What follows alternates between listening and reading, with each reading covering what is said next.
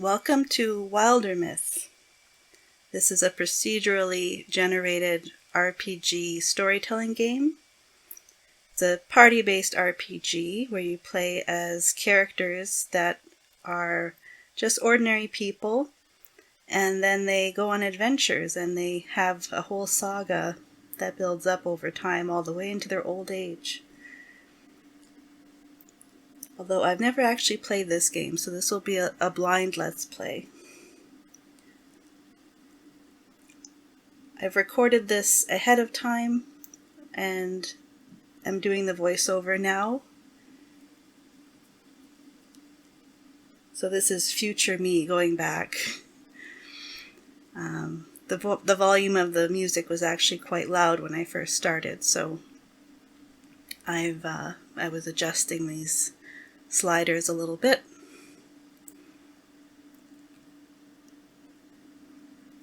Checking out the controls, making sure everything is as it should be.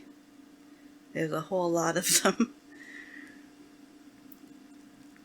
And then I was very surprised and happy to see that there are mods, so they can expand the content of this game. I always like using mods in my games. Yep, everything looks good. Okay. Here we go. New story. Age of Ulsterix. A 3-chapter story that is geared toward new players. Face off against the implacable Gorgon leader, Ulsterix.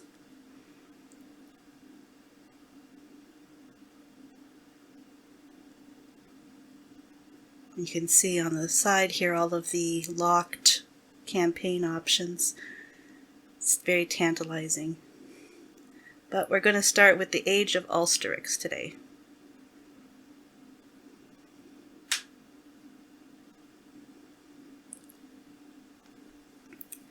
And we're going to choose the standard difficulty.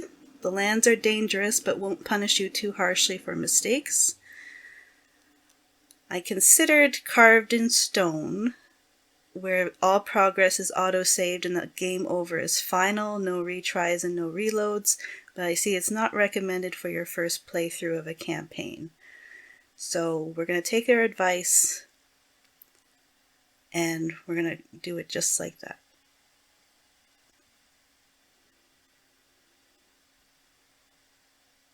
Okay, so we have our party.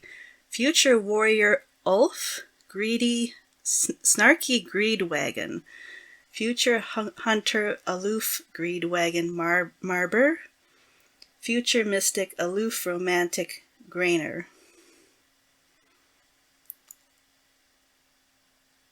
So I really wanted to just go with the first, whatever luck gave me in this this first party, so I'm going to be keeping all these 3. I checked out whether or not these calamities were a thing. I'm not sure what starting calamities are, but that would be interesting to look at later. Okay, now they're growing the lands. Okay, we have Hobbleville. This book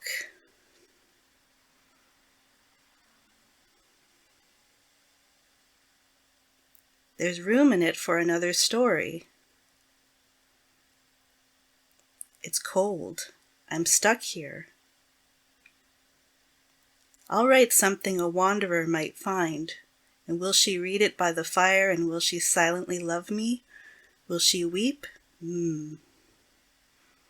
Yes. Then this would be the beginning. Here in our yondering country.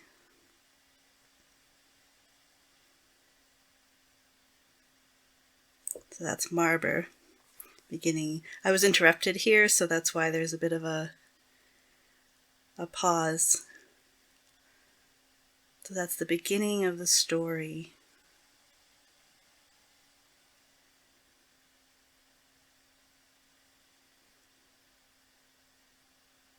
Here we go. Something in the woods is very strange.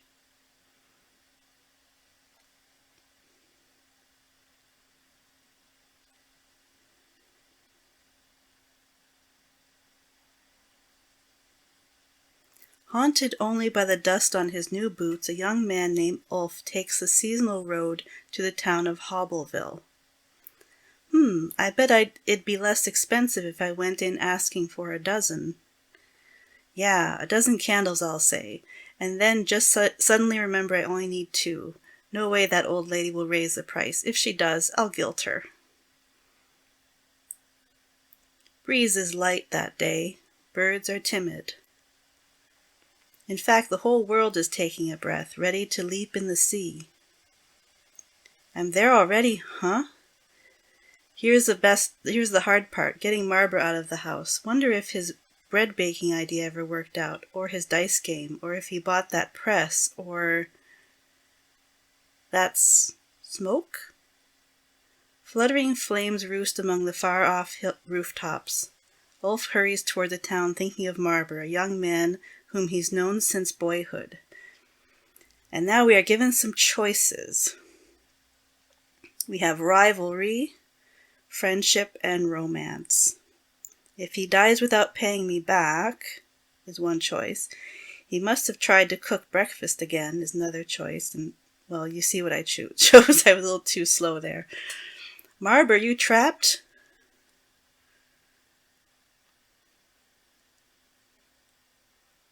Don't be dead.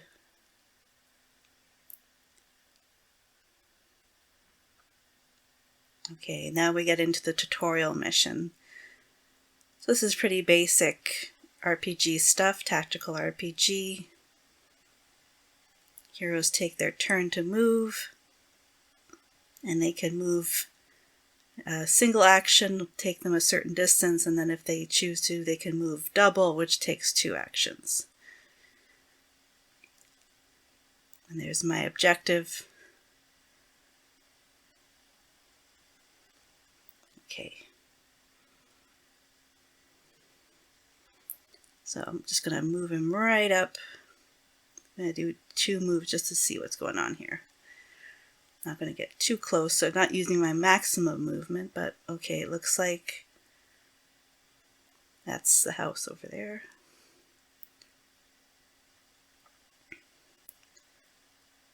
I'm going to open the door. His home's standing. It's all right. Breathe, Ulf. Marber, fire out here. You're not sleeping, are you? Knock, knock, thump. Marber. Ulf doesn't know.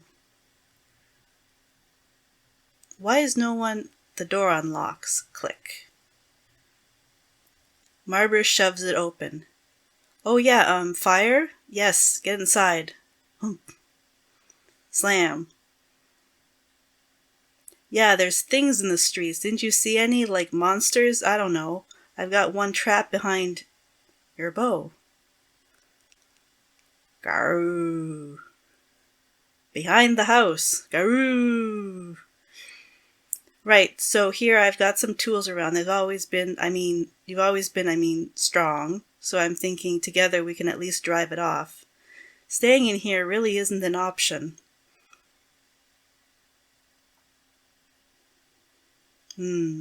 Together. Now we have options. A pitchfork, a pickaxe, or a frying pan. And they give us his... This is for cooking. Why'd I grab this? So, yeah, we went with the pitchfork. Don't worry, Ulf. I'll be right here. Open the door when you're ready. You know, in case we... They might have a little confession there from Ulf. That's the monster that we're facing. Looks like a diseased...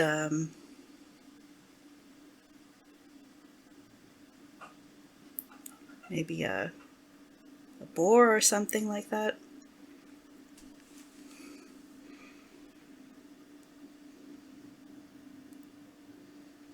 Okay, so I'm going to be a little cautious here. Oh, there we go. So there's something called walling that reduces damage when you're standing next to an ally. That's good to know.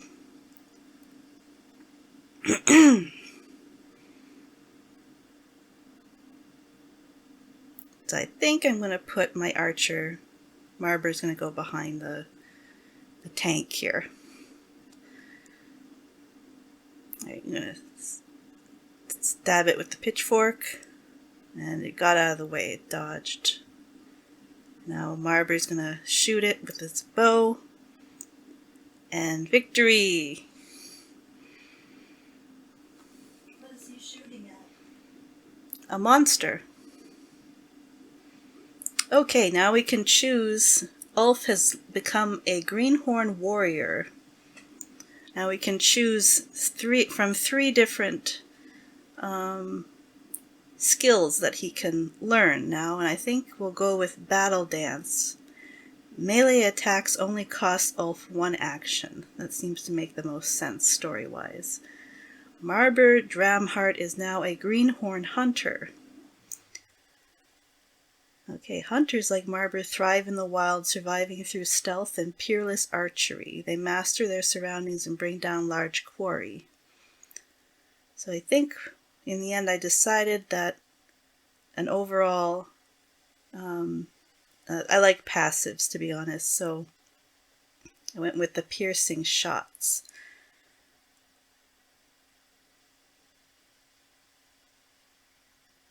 Yeah.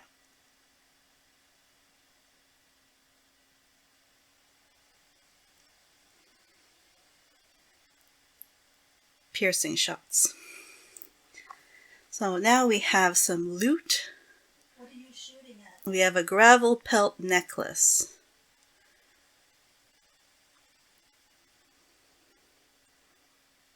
So we put that with our warrior, so he's going to be protected. I just shot a monster. I hit it, didn't I? Did I hit it? Lie to me if you have to. The creature's death is quiet. It seems to slip from life in a few stunned, hazy blinks. They'll spend a piece of the day getting the flames under control. The damage isn't as bad as it could have been. Townsfolk emerge from hiding to fight fires and clear debris. Some full of curiosity, others visibly... I didn't miss that. Granner could be in trouble, and won't we be safer together? Come on, we have to keep our word. He's at that ruined tower by now. Anyway, what about my house?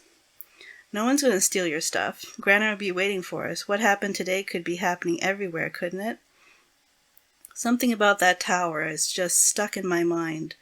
It's like when you get apple skin in your teeth. Is it really? Yeah. Anyway, I just think we said we'd meet him. We should. The tower is in the hills. You've been there? Yeah, once. Actually, looking at the tracks, they come and they go that direction.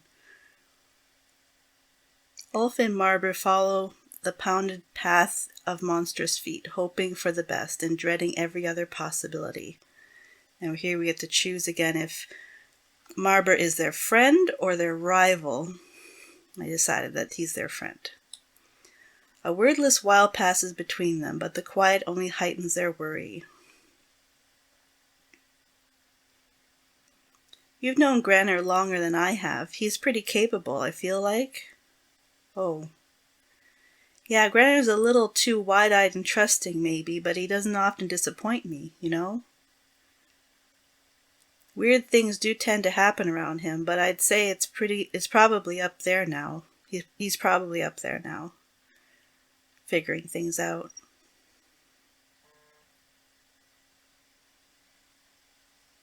And that's where we'll leave it off for today. So thank you for joining me on my very first Let's Play and my first experience of Wildermyth. See you next time.